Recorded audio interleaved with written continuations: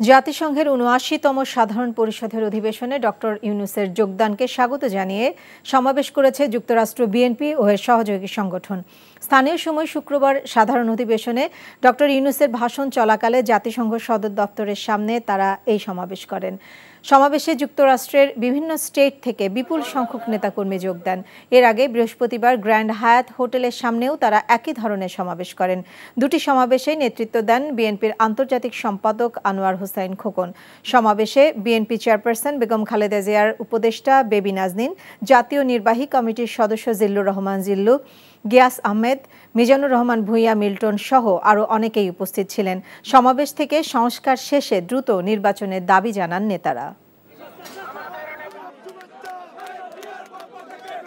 বাংলাদেশের ছাত্র জনতার বিপ্লবের মাধ্যমে এই সরকার গঠিত হয়েছে। আমরা এই সরকারকে কোনো অবস্থাতেই ব্যর্থ হতে দিব না। আমাদের প্রত্যাশা এই সরকার অতি দ্রুত স্বল্প সময়ের ভিতরে দীর্ঘদিন বাংলার মানুষ তার ভোটাধিকার প্রয়োগ করতে পারেনি।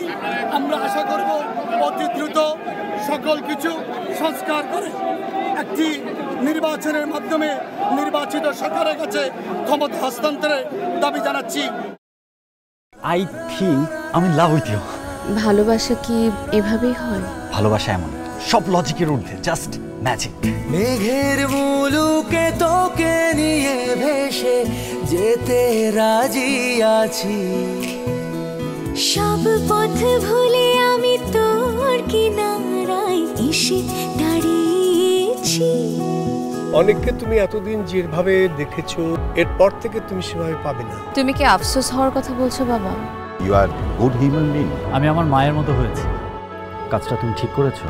আমার মনে হয় তোমার বাবা তোমাকে অনেক ভালোবাসে। মানে আব্বুর বাড়ি গাড়ি টাকা পয়সা এই সব কিছু খুব দরকার তোমার।